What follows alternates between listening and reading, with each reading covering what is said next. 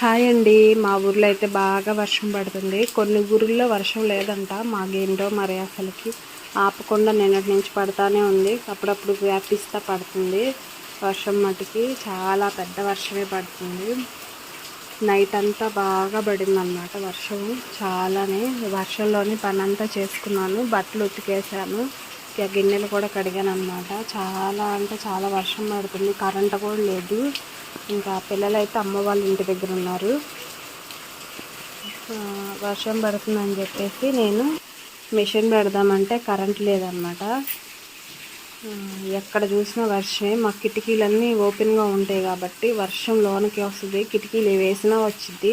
ఆ తుంపర్లన్నీ లోపలికి వచ్చి పడతాయి. ఎక్కడ పట్టుకున్నా, మిషన్లు పట్టుకున్నా కూడా చల్లగా అయిపోతాయి అన్నమాట. క్లాత్ కప్పి ఉంచుతాను, అయినా కూడా చల్లగానే ఉంటాయి. వర్షాకాలం వచ్చిందంటే నాకు ఈ మిషన్లతో పెద్ద బాధ అన్నమాట.